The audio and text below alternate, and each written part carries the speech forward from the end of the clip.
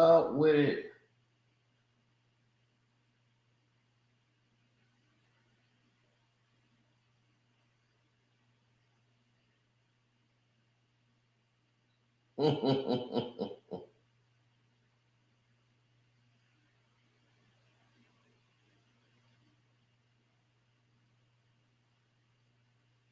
Now,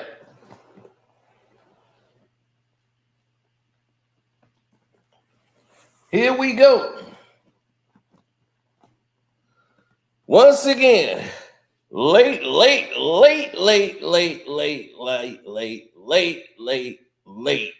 panel. That's right. We're going to open up the panel real late tonight. Absolutely tonight.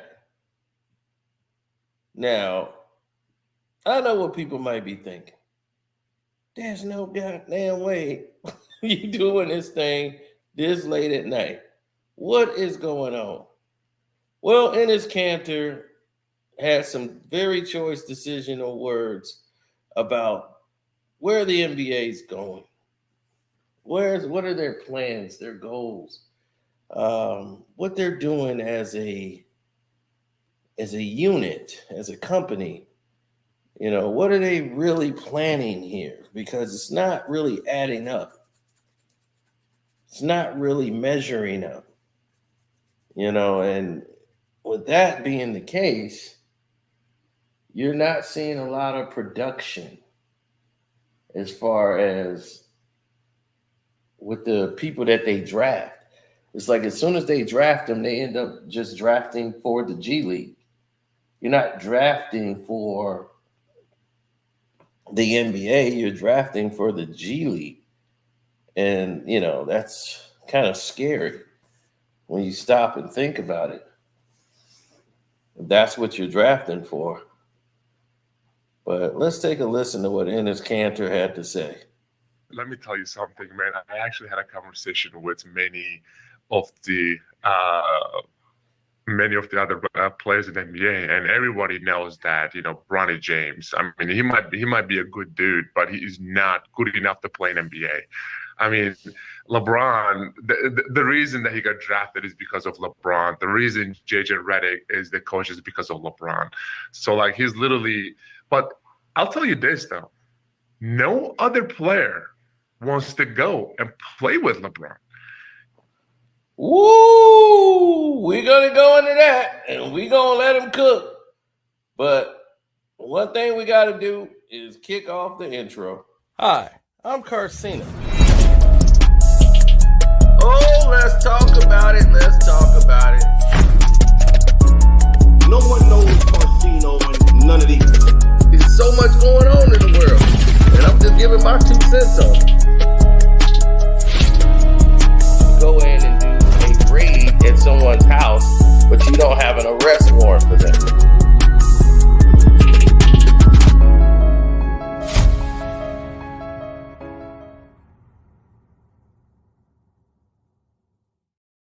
And away we go. Away we go. And the reason that we say it like that is because people don't seem to get it, but they finna get it tonight. As Enes Kanter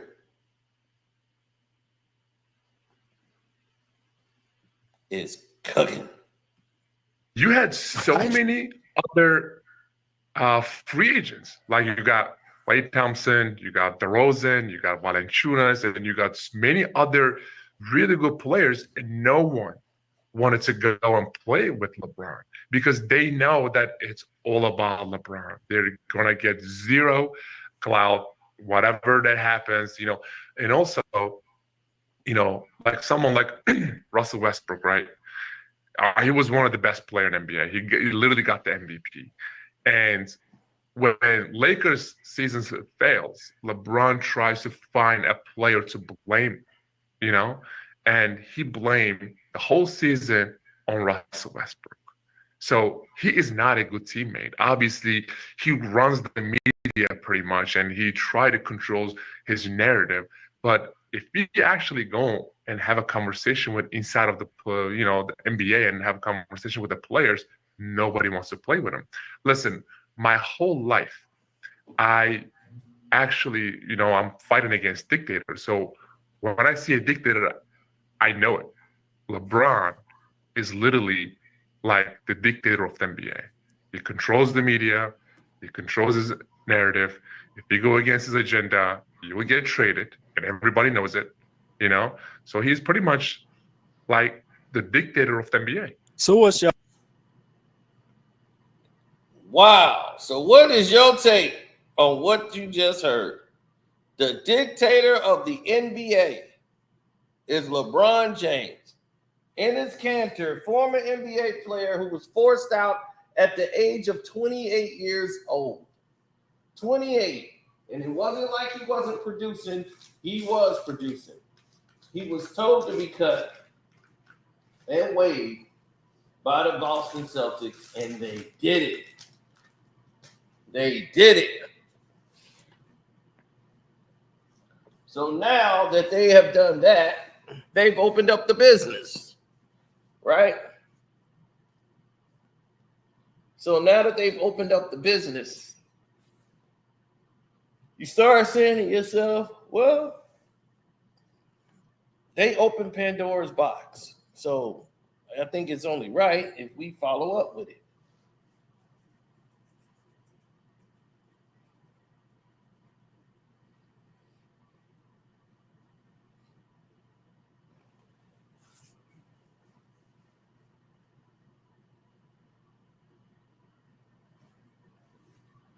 Now,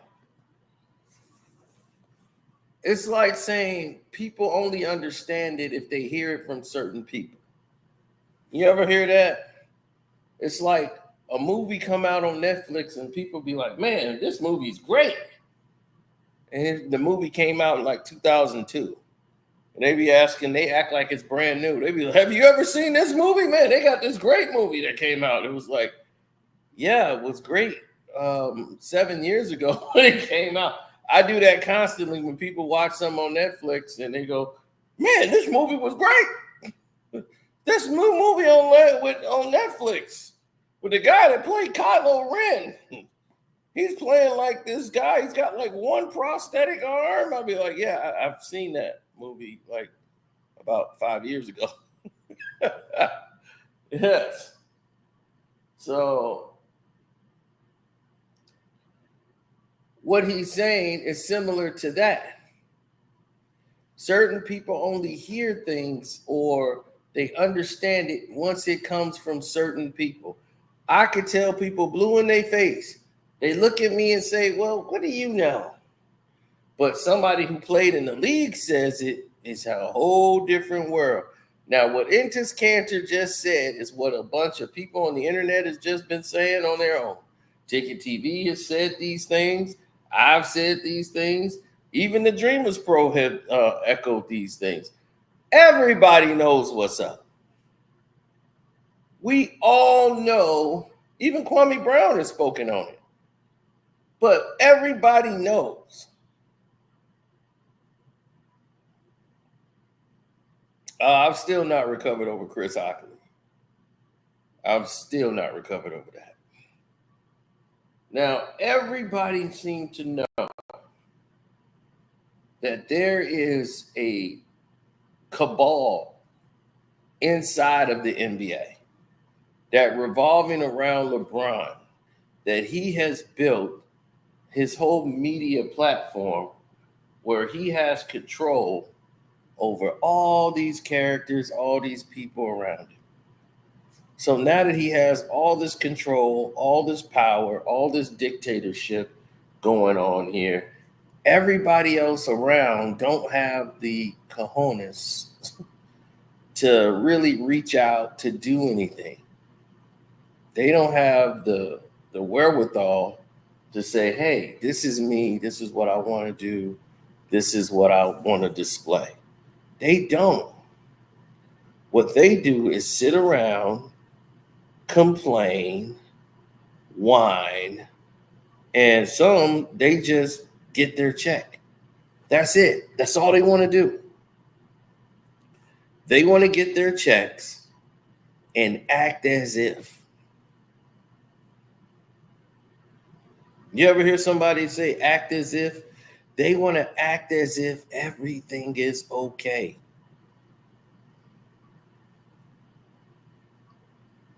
Act as if you're having a good time. Act as if nothing bothers you.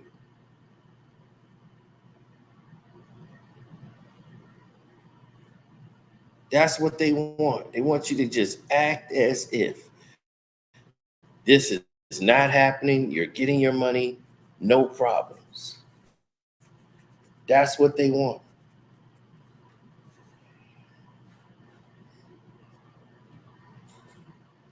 Nobody wanted to understand what the dilemmas are. Nobody wants to hear whining and complaining. No one wants to hear anything that's going to upset the apple cart. They want to have people to just come in, get their check, and go with the flow. The flow is LeBron runs the show. Don't question him. Do what LeBron likes.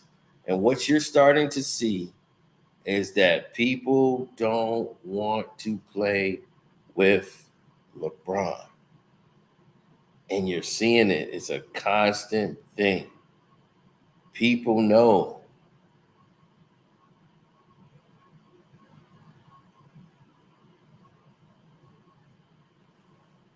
You just saw Enes Kanter basically break down to you exactly what's going on.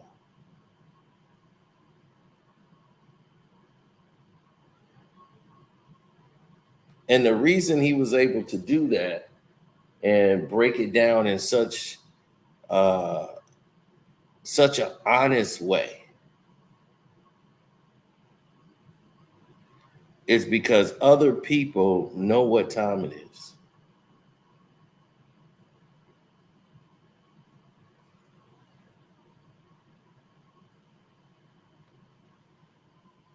They do.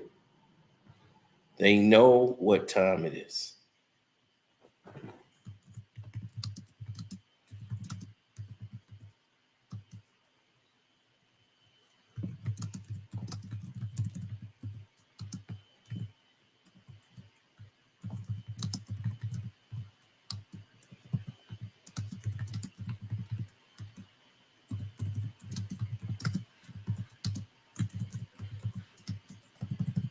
Nobody can see where like a glass ball figure.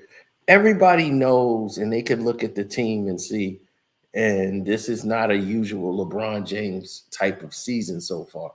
He's looking to make some big moves to build up a team to go forward. Like we can get a team to go to the championship. He's used to getting like 3-4 all-star players on his team. You know, he's used to loading the deck, screwing up organizations, making them go all over the cap just to try to make the team. Like, it's just such a dog and pony show with him that it has diluted people's real interest in the game. And he still don't win.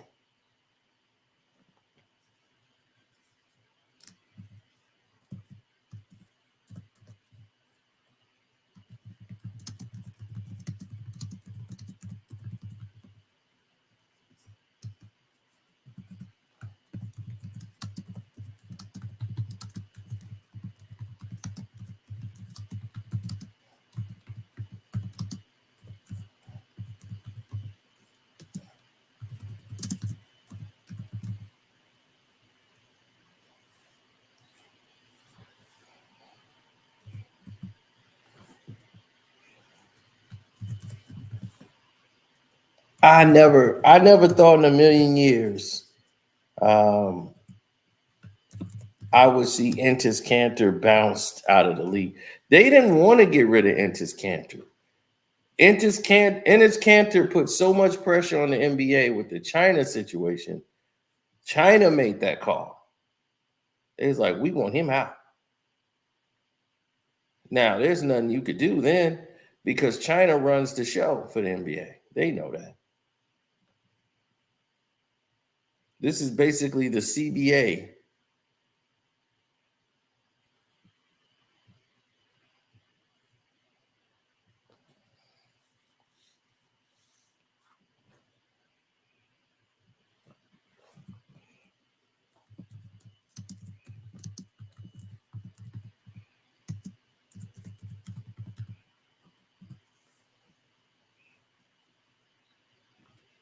Yeah, well, when you start seeing people change the narrative the way they do with LeBron, it's always to bail him out. When if you going to bail yourself out? When is LeBron going to step up and take a challenge and say, "Hey, I'm going to go out my way. I'm going to do it. We're going to take this team, we're going to build it and build a championship." He's never built a champion.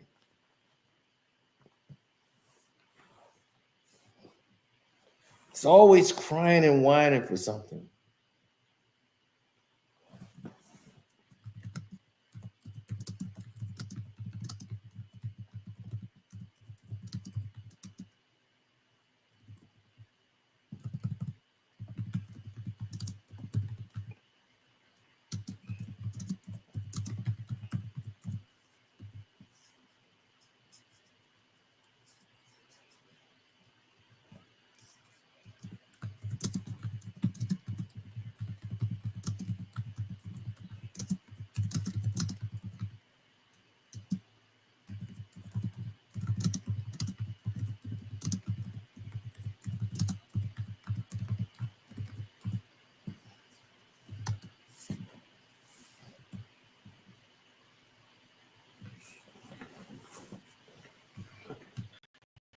Well, when you put things to bed, you start to understand a lot of things.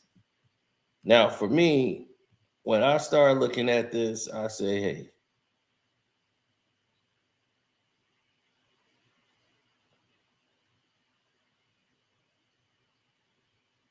right, I knew exactly what I was in for."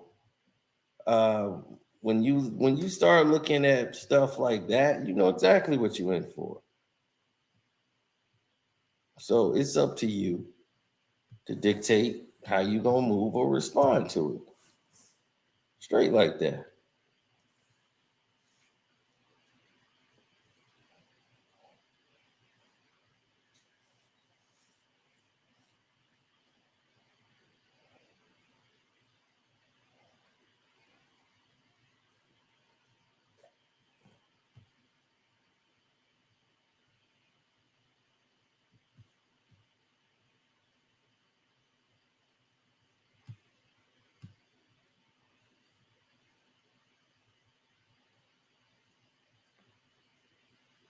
hmm No one wanted to get involved. They didn't want to get involved.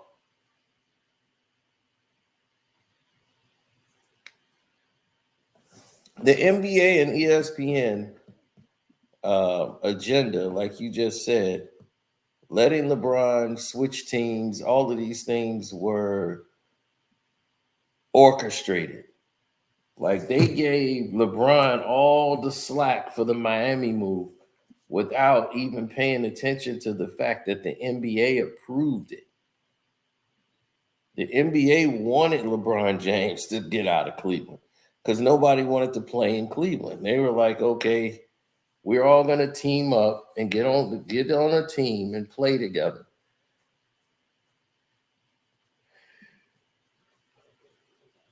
Meanwhile,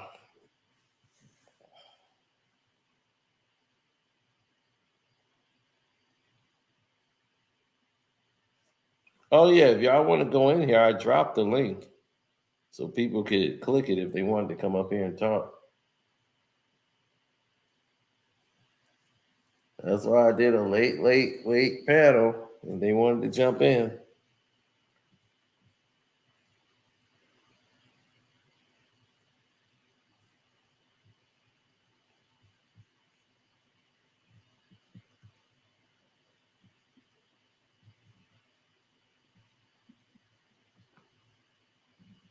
Well, Ennis knows LeBron James isn't what people believe. You know, he's just gonna tell it like it is, no matter what. Everyone. So Enes Freedom, also known as Enes Kanter, during a recent.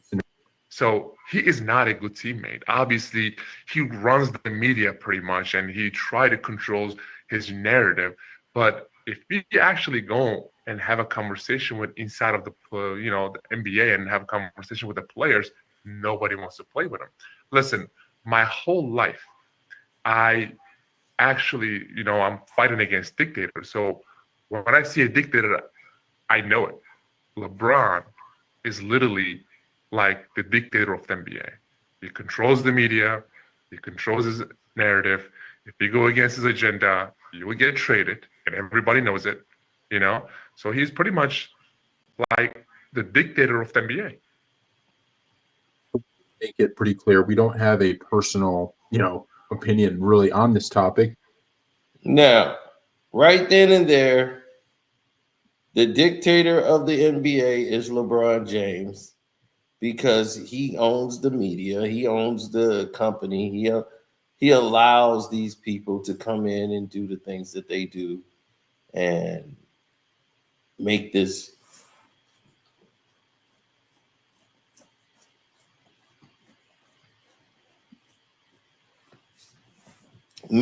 a circus when it doesn't need to be. So when you start looking at the art of how people are moving forward, and you start having people like LeBron James, who definitely is pro-China and pro-business and pro-company, and the fact that Do you have any reaction to and when you see somebody who doesn't stand for something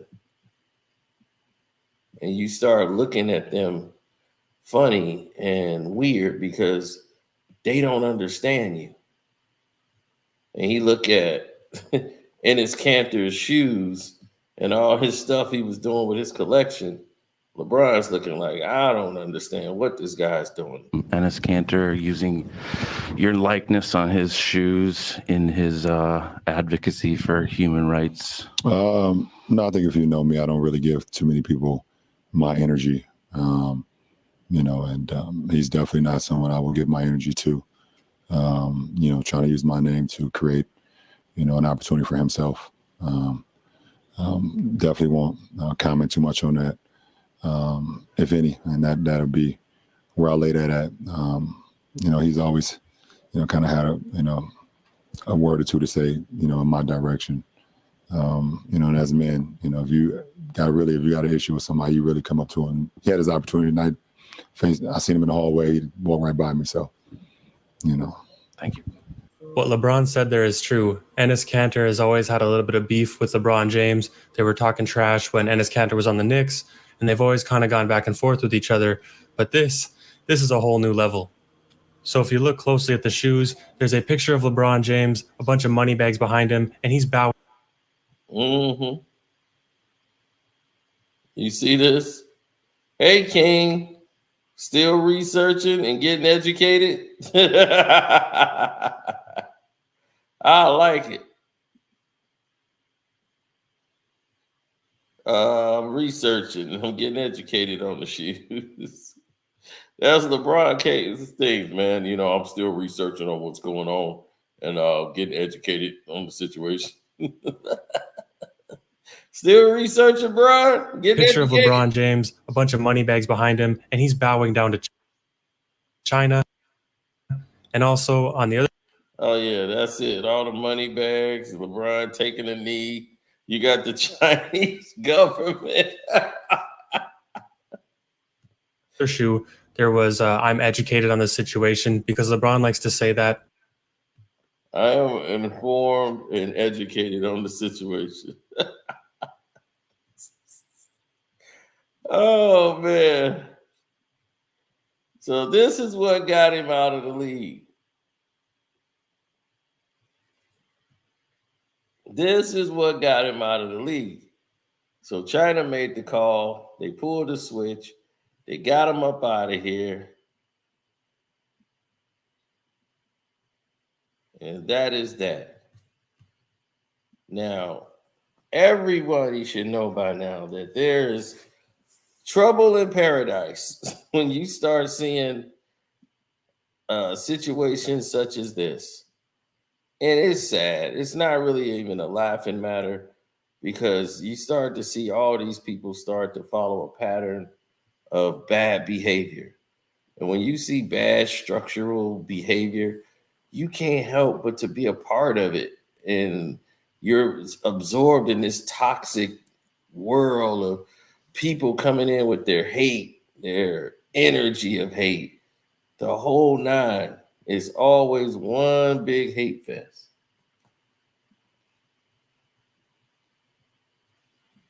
But LeBron is just toxic. That's all this dictates is LeBron is toxic. He has been a dictator for the league and the NBA, and it has not gotten any better. Nate was like, oh, he shouldn't have took a shot at Bronny James. I had no problem with what he said about Bronny James. It was the truth. I mean, he didn't say nothing bad about Bronny personally. It's all about the father.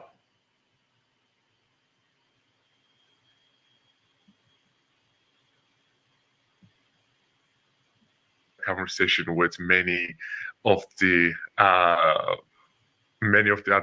players in the NBA, and everybody knows that Bronny James. I mean, he might be a good dude, but he is not good enough to play in NBA. I mean, LeBron. The reason that he got drafted is because of LeBron. The reason JJ Redick is the coach is because of LeBron. So like he's literally.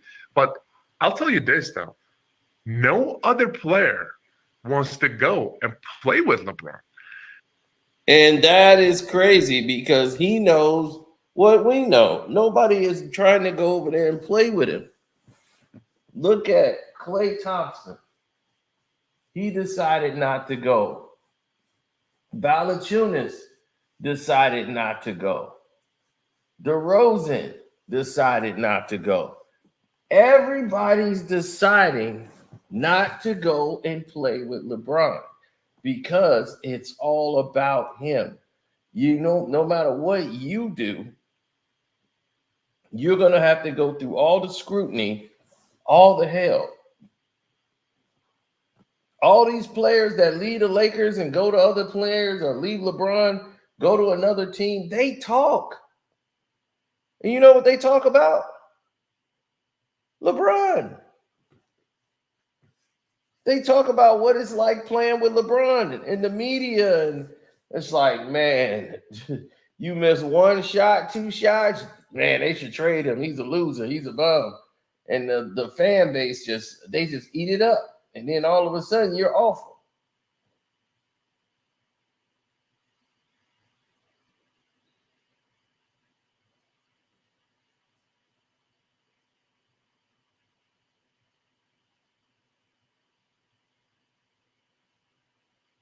Well, yeah, because they'd rather hear from him, but he's telling the truth.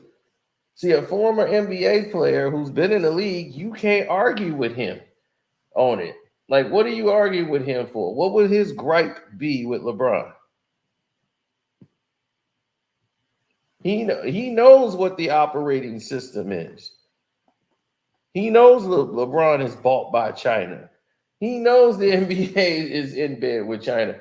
He knows. He done sat over there and met with these people.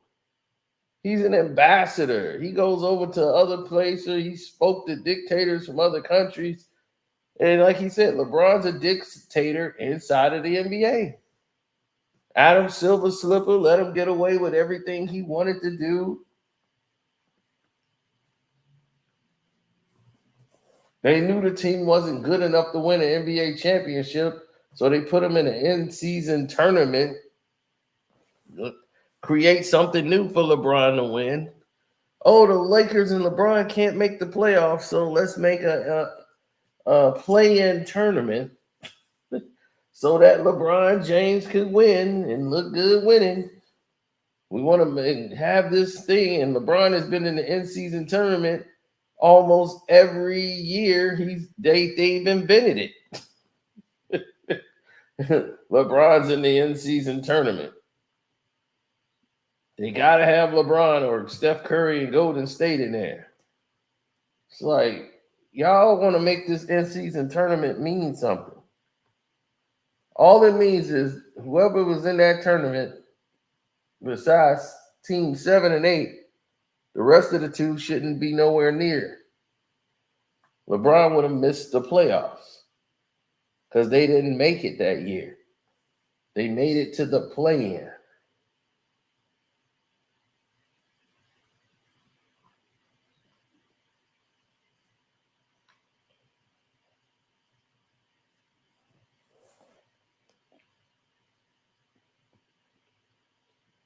Yeah, it kind of sucks, to see how it all plays out and how it's all broken up. But they're struggling to get people, and they have no money.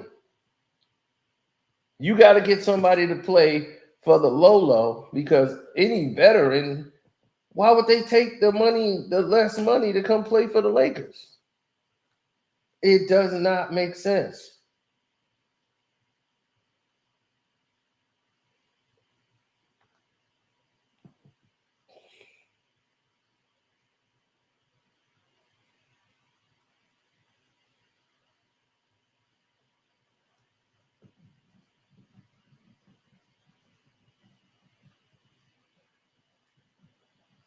Well, you got to go with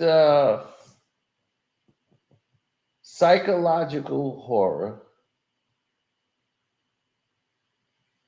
mental anguish, and it's like that on a lot of teams. Klay Thompson just came from Golden State, where if Steph have a bad game, he just has a bad game. Klay's having a bad game. He's got to get traded. He's slow. He ain't the splash brother no more. And he felt a certain way about that, He felt like, okay, I get it now.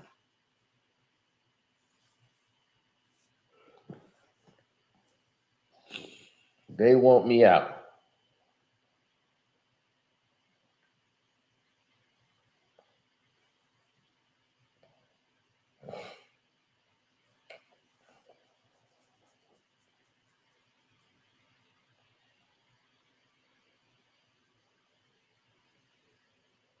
Well, people are going to be people. They're going to do things that are against the said code.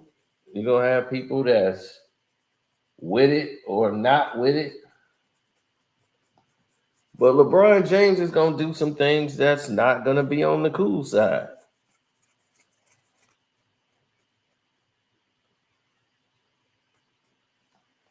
He has a reputation for doing that.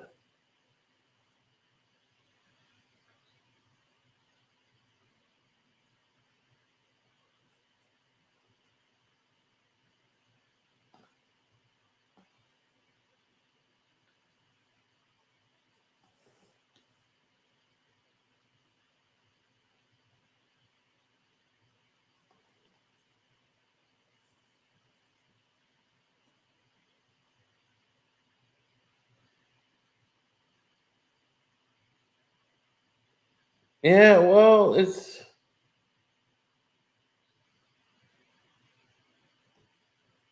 a lot of different people, man, that's suffering from the LeBron James fate. He dictates contracts. Like it affects your contract. If he don't like you, he'll sit you, get you traded. You think Vincent is going to get another good deal after playing with the Lakers? Nope. LeBron make you look like you can't play the game of basketball. Then next thing you know, you're playing somewhere in Utah and almost one step out of the league.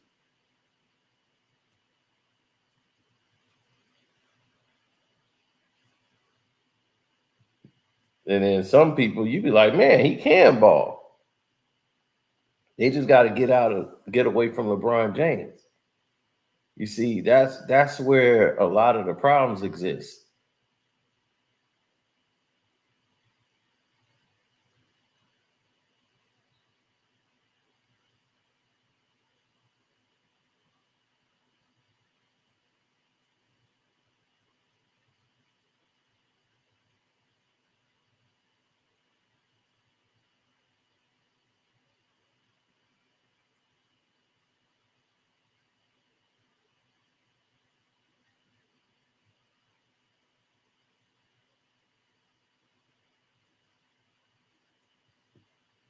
Well,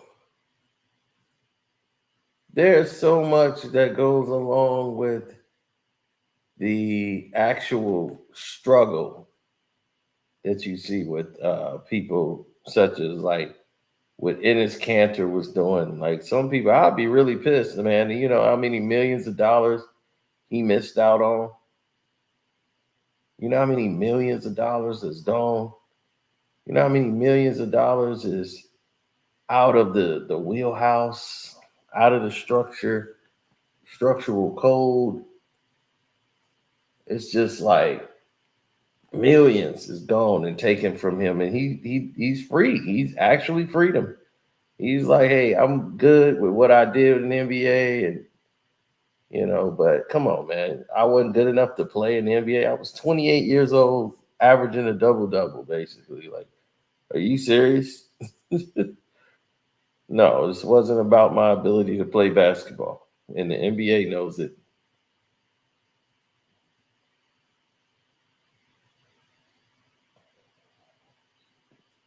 The media is not even allowed to ask questions about Enes Kanter to Adam Silver anymore.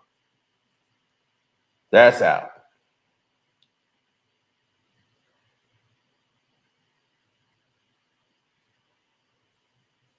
Yeah, from what I'm hearing about Rich Homie Quan, he had passed away from like some type of drugs overdose or something. And we don't have all the facts yet, but it's just like, man, y'all gotta make a decision. All this drugs and stuff is just nuts. I don't know why you need to get high to have a good time or get on drugs. I just don't get it. Does not make sense. You don't need it. So let that sink in. Let's listen again. You had so many other free agents. Like you got Klay Thompson, you got DeRozan, you got Valanciunas, and you got many other really good players, and no one wanted to go and play with LeBron because they know that it's all about LeBron. They're gonna get zero clout, whatever that happens, and also, like someone like Russell Westbrook, right? He was one of the best players in NBA. He literally got the MVP. And when Lakers season fails, LeBron tries to find a player to blame, and he blamed the whole season on Russell Westbrook. So he is not a good teammate. Obviously, he runs the media pretty much, and he tries to control his narrative. But if we actually go and have a conversation with inside of the NBA and have a conversation with the players, nobody wants to play with him. Listen, my whole life, I actually, I'm fighting against dictators. So when I see a dictator, I know it. LeBron is literally like the dictator of the NBA. The dictator of the NBA. LeBron James is literally the dictator of the NBA. Yeah, and Enes Kanter knows because he's been around. They think like no players in the NBA talk to Enes Kanter. There's plenty of players still talk to Enes Kanter. It ain't like they say, hey, look, don't look at him no more. Now, there's some players that, they want their money, So they ain't gonna say nothing.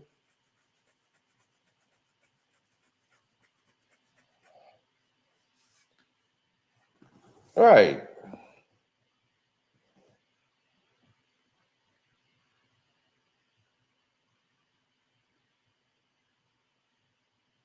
They gonna duck and hide.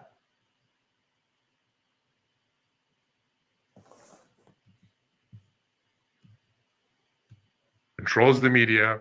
He controls his narrative. If you go against his agenda, you will get traded, and everybody knows it. So he's pretty much like the dictator of the NBA. So what's y'all opinion on that? My opinion is he's 100% correct. Bronny's only in the league because of LeBron. That's a fact. Nobody would have drafted him if it wasn't for LeBron. Is Bronny good enough to be in the NBA? No. What else did he state? JJ Redick wouldn't be a head coach. No. They would not be looking at JJ Redick to be the head coach. First time.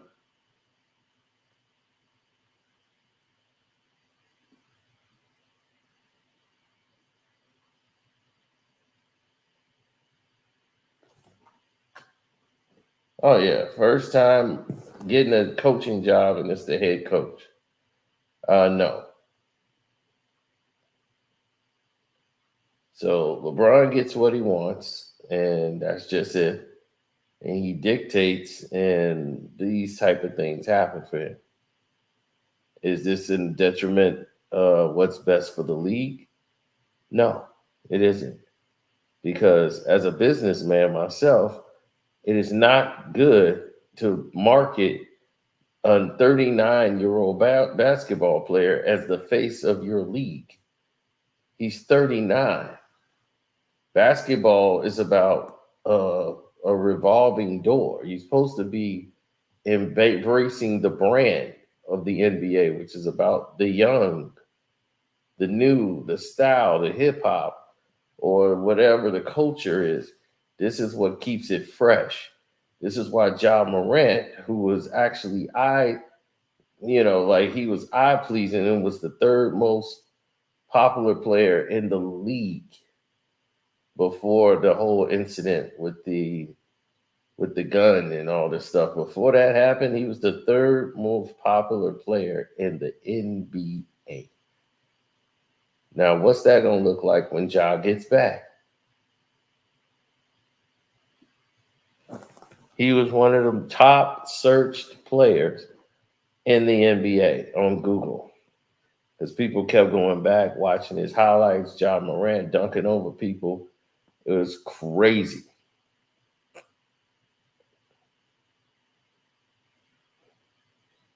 And LeBron's still mad at him because he tried to dunk on him. And he almost got LeBron. He just missed the dunk. He tried to do an alley-oop on Bron.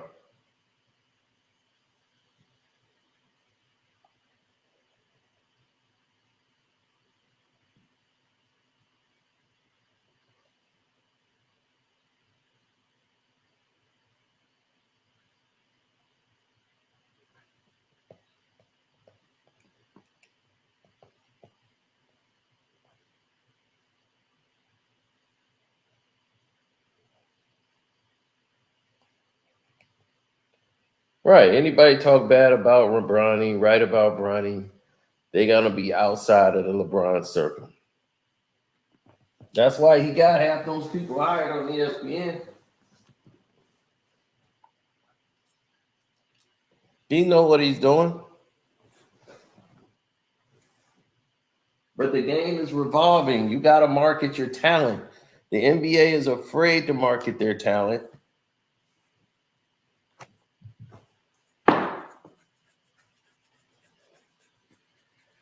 Yeah, you're going to market Bronny James. They're like, yeah, they finna market Bronny. Yeah, because he's attached to LeBron only. It isn't because of his ability as a player.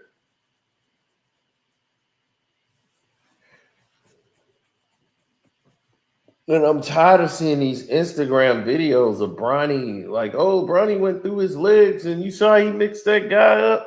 I'm like, look, man, he ain't mix up no damn Darius Garland. I'm like, Darius Garland would destroy this guy they play one-on-one. I'm like, stop playing. Y'all trying to make Garland look bad. I'm like, look, he would have no problem with Bronny and doing what he wants to do. But to stop showing people highlights of him mixing up a guy that's never going to play in the league. That's supposed to get me excited because this guy did something stupid in the NBA. They already know better. And they give up that position. Makes no sense to me. What's up? What's up, Cino? How you doing today? I'm good. That's good. Yeah. Well, first things first. Everything you said about Chris Hockley today was right, though. 100% right. Yeah. They called that roughing the passer on Matabike or whatever his name was. Yeah. And then they switched it to Van Noy. It's like Van Noy fell down, number one, so he couldn't have hit him low. If he fell down, he wasn't trying to hit him low, and he got concussion from getting hit by the other defensive player anyway. Yep, that was the last play. He got his eye messed up. Yeah, think about that. That was on third down. If he doesn't get called for that penalty, the Ravens are kicking a field goal with 7 seconds left instead of going for it, and it's going into overtime. Because they scored a touchdown that drive to make it 27-17. Yep. I mean, yeah, you take away 2 touchdowns. Mm-hmm. You take away that ridiculous calls. Like, it's so many ridiculous calls that was made, and the calls that wasn't made. You got a false start that happened that didn't get called. I'm like, this was the clearest false start you've ever seen in the game, and it ain't called. Yeah, and that goes to the bigger issue. Like when you was talking about LeBron James and the whole dictatorship, I think one thing about Enes Kanter is, like, I agree with a lot of stuff he says, but it's like he's like one of them new guys. It's kind of like it's like one of those guys that just get aware and they find religion or something, and they start reading into stuff too much. It's like LeBron's not a dictator; he's the puppet dictator. He's like the LeBron is what you call it. He's the figurehead dictator. Nike's the real dictator of the NBA. Well, and LeBron. Not really Nike. Nike has no power. China owns Nike. So, yeah. Yeah, that's what I'm saying. Okay, yeah. And then Nike's the figurehead for China. You know what I'm saying? Because LeBron, if you look at LeBron, it's like LeBron, he's just going along with the ride. I feel you right. He is dictating a lot of stuff. But I don't think LeBron's smart enough to be manipulating the moves the way he manipulates the moves. You know, LeBron, we both know LeBron's not a very smart guy. You know what I'm saying? Like, LeBron, he just out there. He's not smart, but he does know how to manipulate. A manipulator knows what they're doing. Like, the thing about being smart with them, they think they're being smart. So it's the illusion of, I'm doing this is gonna be real slick, but they moves turn out to bite them in the ass because it don't measure, because all of they maneuvering to try to get something to work in their favor always blow up in their face because they try to do a quick fix all the time to try to get to the championship. They trying to find a quick way to a championship instead of going through the original formula of actually developing a team and winning. That's what I agree. Yeah, the Nuggets don't do it that way. The Warriors don't do it that way. I'm like, everybody developed. They had to go through the falls. They didn't say, okay, we didn't win, let's blow the team up. It's like, what are you doing? You was in the finals. Why would you want to blow the team up and you in the finals? That don't make sense. I agree with that. I was just talking about more so like the rule changes and all the foul calls he gets. and the way they let them just offensive foul through the whole game. They let all these guys. If you think about it, when it went from 2 steps to 3 steps, they did that for James Harden, and that was right after James Harden signed that big contract. Did he sign it with Adidas or Nike's, James Harden? Probably Adidas or Nike, one of them. But they did that before the whole league. Yeah, I know they did, but I'm saying when he did that with it, I knew it was Adidas. When he did that with Adidas, who was making the jerseys? Adidas was making the jerseys, right? So if Adidas top guy wants to travel, the league's going to let him travel because Adidas is making the jersey. So now they got to let everybody travel. You know what I'm saying? And then because I was reading the expose, like article, video, documentary type thing about how Nike is paying 4 times as much as Adidas is paying to make the jerseys. Of course. They're making them real cheap. The jersey is the cheapest quality jersey in NBA history. Like, you could rip that jersey and like like Hulk Hogan ripping his damn shirt off. The materials are really cheap and they charging a lot of money. That's why they are saying, like, man, they're paying more. And that's what I was, because we're charging more, the material is cheaper and less costly, more money. And that's what I was getting into about the whole Nike being the secret dictator with China of the NBA, is that Jaylen Brown didn't make the Olympic team, not because he was bashing the NBA, bashing China. It's because he told the whole world that Nike uses slaves to make their products. Remember when he said that on his who the slaves? The Chinese people that they using to make the shoes. Yup. The Uyghurs. Yup, that's what I'm saying. And then it's like he's talking about those people. They getting paid. They don't even get paid $1. They're making cents. They don't get paid nothing. They had a concentration camp where they were labeled dissidents, and they got so many people in concentration camps in that area that instead of that, they moved them away from the sweatshops. They don't even make the shoes at the sweatshops no more, Cino. They make them at the prison camps in China now. Yeah. And then so it's just free labor. And then what was I gonna say about the whole Nike situation was that if you remember the NBA Finals voting, everybody who voted for Jason Tatum works for Disney. Everyone who didn't vote for Jason Tatum did not work for Disney. Everybody who voted for Drew Holiday and Jaylen Brown, those were regular reporters who didn't get the memo. Look, Jaylen Brown can't win this MVP because he talked trash about Nike. Because Doris Burke hates Jason Tatum. She thinks he's soft. I've heard her say this many, many times. And she doesn't think he's aggressive enough. She thinks he settles for too many threes. But what happened after she voted Jaylen Brown Eastern Conference Finals? She switched up her vote and voted for Jason Tatum NBA Finals, even though Jaylen Brown was more influential in the NBA Finals than he was in the Eastern Conference Finals. But he won MVP anyway in both. No, I know he won MVP anyway in both. I'm just saying it was a bigger margin in the Eastern Conference Finals than all the ESPN guys voted for Jason Tatum to make it closer. So, because Jason Tatum was only 1 vote away from getting that MVP. And if they had more, not that, we would have had a lot. We'd have had a huge problem. Oh yeah, for sure, yup. Man, I would have been tearing it. Man, I would have really been laying into it. Oh yeah. No, because it was if you look at all the jerseys and all the logos that are changing and all the sports, is the minute that Nike bought into the sports. They're paying MLB 5 times as much through Fanatics to make their jerseys.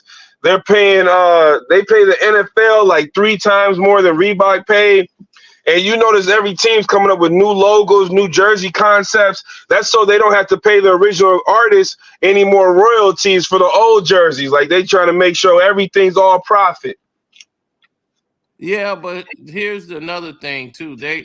They're doing that because they have what they actually doing also is they're putting out there something else that's entirely different. It's like you're doubling and tripling your revenue. It's like the city jerseys. The City Connect jersey, and those are all terrible. All of them. There's a couple of them that are good, but they all terrible. Let's be real. Like they got city jerseys. They got city jerseys that are talking about some stuff that happened back in the like 1930s that nobody remember. Oh yeah, this city was known for its downtown area and stuff. It's like nobody go downtown in that city no more. Well, the thing is, it's all about marketing. People want to do fashion and everything else. So different jerseys, and they sell those jerseys, and that's how they get people, man. It's like always keeping it fresh. But the Pistons started that. They were in NBA history to have a whole marketing around their name because they rebelled against the NBA. And they were like the Oakland Raiders of the NBA. So they were wearing Raiders gear. And then they went from wearing the Raiders gear to using the Raiders colors and came up with their own shirts and merchandise for Bad Boys.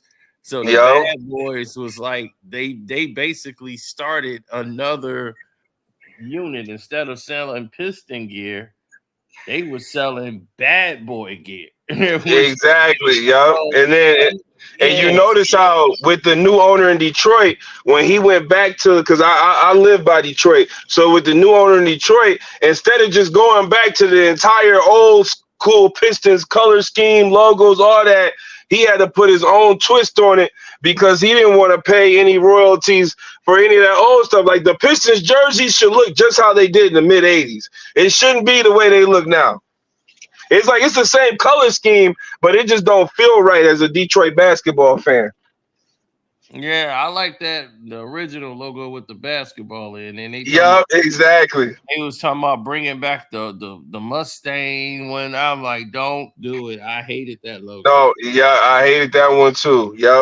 I don't want to see it, and I hated those jerseys. My boy, I don't like those Piston jerseys. I was like, I don't. Yeah, because I'm telling you, the league, if Anthony Edwards had signed with Nike instead of Adidas, the league would be shifting more towards Anthony Edwards than it has. I know it is a lot, like they're marketing him, but I think that's just because his Adidas contract ain't that long, so they already trying to recruit him over to Nike anyway. But like Zion Williamson, if he had did good, they would have shifted more towards Zion. It's like if you look at it, LeBron really the only big Nike basketball athlete that has star power. Everybody else is kind of like this new generation, like introverted or like soft spoken, or they reveal too much information. Like you don't like some of these dudes, you don't even look at them like grown men. You look at them as like grown ass children who are just good at playing basketball. So they're not really marketable to people with money. It's like you go buy you'll buy your kids some of these dudes jerseys, but you can't show up to a game rocking this soft ass dude's jersey where you could just see like you can see the coward in his eyes. You get what I'm saying? It's like so like LeBron, like the only guy that still got the aura of the Nike athletes and stuff. Cause Kevin Durant messed that whole thing up. Like they would like they don't even market KD that much because like KD is like, bro, man, you a weirdo, bro. Let's be real. And then like Kyrie would be the guy, but they got rid of Kyrie. They got rid of John Morant. Zion flopped, ate himself out of the big marketing. And Anthony Edwards is with Adidas. They can't really promote Luka like that because it's like Luka, even though he's got like global appeal because of his game, it's like he ain't really got the swag to like make people want to go out and rock stuff that Luka's wearing and shit. Well, the thing is Luka is kind of blowing up. Like he's like this year, he really blew up. Like, no, I know he's blowing, but I mean, he don't really wear gear. The stuff. No, like, I'm saying like if Luka came out with some shoes, they're not gonna become #1 sellers. Well, Luka got he wear Jordan brand. He signed with Jordan brand. Him and Zion. They both. I know. I'm just saying, like you know how it is, bro. We look at Luka like, look, bro, you balling on these dudes because a lot of these guys ain't got fundamentals no more. It's like Luka, you still overweight, you still an alcoholic, you still sweat out about 10 ounces of alcohol the first 3 weeks of the season. We can smell it on your breath from the third row. like you balling on these dudes because they ain't got the fundamentals to mess with your game defensively. They all specialists. So that's why you killing these dudes. Like if Luka was playing 20 years ago, Luka would be about one of these dudes that's 14 points, 7 rebounds, 7 assists off the bench. He'd be Boris Diaw with a jump shot. That's what he would be. Man, I see. The thing is, though, with Luka is he's so smooth with it that he'll be. That's what I'm saying. Exactly. Stats. It's just that now that people blitz him now. They see that. That's what I'm saying. Let's get the ball out of his hands and blitz him. Because that's what I'm saying. Dribbling. Like mostly all the players today, they do too much one-on-one. You got to get the ball out your hands, instead of playing dribble. There's no more dribble, 2 shots, pull up off the pass. None of it. It's either a step back 3 or, okay, I'm going to just dribble the whole 24-second clock out and then go in there and try to score. It's just crazy the way they play the game now. And that's why I'm saying Luka. I'm not saying that he wouldn't be able to ball out 20 years ago. Like if Luka was getting 35, 40 minutes a night 20 years ago, he would still put up his 30 points a game. But I'm saying 25, 30 years ago, he wouldn't. I mean, I'm talking about 20 years ago, he wouldn't be able to get 35, 40 minutes a night because it wouldn't be a guy standing in the corner that he could just be on defense against. It'd be an actual guy who they could give the ball to in the post to make Luka a liability on defense more than he already is. Because all that stuff that Boston was doing to him was because Boston had 5 guys out there who could actually all play and handle the basketball. So even if they gave it to Al Horford on Luka, he could take him to the hole or put him in the post. If they gave it to Derek White or Drew Holiday, he could drop 20 on him. When Luka playing teams like the Timberwolves and the Nuggets, all he got to do is guard Peyton Watson, Christian Braun, guys standing in the corner, so then he could just ball out on the offensive end and you can't really see his defensive liability. Because I think analytically, Luka in the playoffs was like one of the top 5 defenders before the finals because wasn't nobody making him really play defense because he was just sitting on the guy in the corner. And that's what LeBron does. LeBron just sits on the guy in the corner on defense and cherry picks. It's like 20 years ago, LeBron, you would have been kicked out the league 4 years ago, or you would be only getting 25 minutes a night because that's all the energy you really got right now is 25 minutes a night of two-way basketball. But you can cherry pick for 15 minutes and just play offense and get layups and dunks. So I just think the system's made to prop up LeBron because that's all they really got to make money off of in America right now is LeBron James because they're not gonna make any money off Steph Curry because that's Under Armour. Nike really don't want to see him succeed. I'm thinking Steve Kerr's a double agent, like he's secretly working for Nike. Since he became the Olympic coach, since he became the coach of the Olympics, USA Basketball is owned by Nike. Since he became the coach of the Olympics, he been making the dumbest moves as the Warriors head coach. It's like he forgot how to coach basketball. And Steve Kerr, when he was an analyst for TNT, he used to always trash talk LeBron's game. And now it's like, oh, LeBron's one of the best ever. LeBron's one of the greatest ever. Yeah, ever since you got that job with USA Basketball, that extra check, now LeBron James is your king now. That's all I'm saying. Nike be buying some of these guys off behind LeBron James's back. Yeah, LeBron like the emperor with no clothes. Oh, he got clothes. I'm just saying, the minute Nike got somebody else to replace LeBron, it's over with for that guy. That guy, whole persona is built on a house of cards that's being held together by Nike glue. And I'm telling you, if I could put stock in LeBron James companies failing within 3 years of him retiring, I would. It's over with. It's over with when he retired. Yeah, I'm waiting on that day, buddy. Yeah, they go dog him so hard. They gonna dog him so hard. Just like after Magic Johnson retired. Once Magic Johnson retired because he chose Converse over Nike, next thing you know, oh, Magic really wasn't that good. Magic, it was Kareem, James Worthy. Now Byron Scott's a Hall of Famer. Everybody on that 1980s Laker team a Hall of Famer now. Oh, Magic played with everybody. It's like Magic Johnson 10 times the player LeBron James was. What is you guys talking about? Yeah. Yep, for sure, bro. But I want to appreciate you, man, for coming up, man. Have a good one.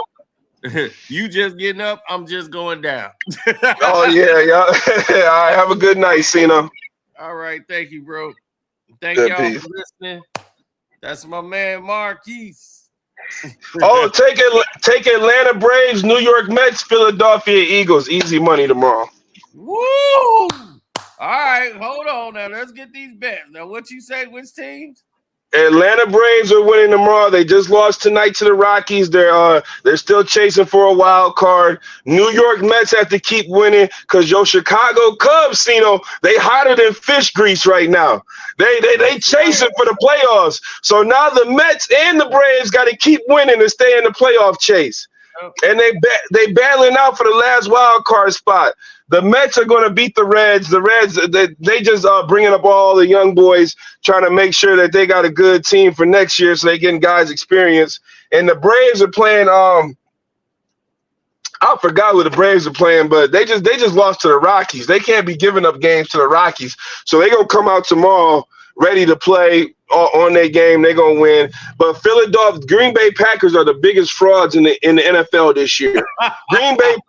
The Green Bay Packers are the biggest frauds in the NFL this year. They hyping up this Jordan Love.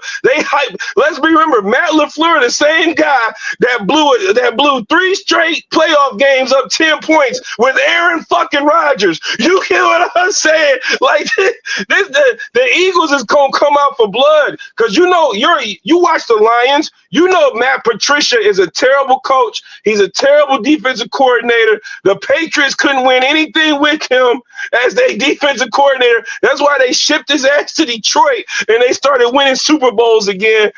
And he took over as the Eagles defensive coordinator probably like the last 5 games of the season last year. On the wall, man. Enjoy love. What type of dude has an emoji in his signature? That's all you need to say about this generation. Come on, man. Jay Hart. What is he, an R&B singer? Jay Hart. Hey, I'm telling you, Eagles are winning tomorrow. It's going to get ugly. It's going to get ugly tomorrow. Oh, man. Hey, I bet on the Eagles tomorrow, but... Oh, okay. So you already know. Hey, that signature didn't change nothing. We still about the money. You get what I'm saying? Eagles is winning tomorrow. Man, I gotta do another one tomorrow, man. We might gotta go live tomorrow. Yeah, I'll be there. All right, man. All right, peace. Yes, sir.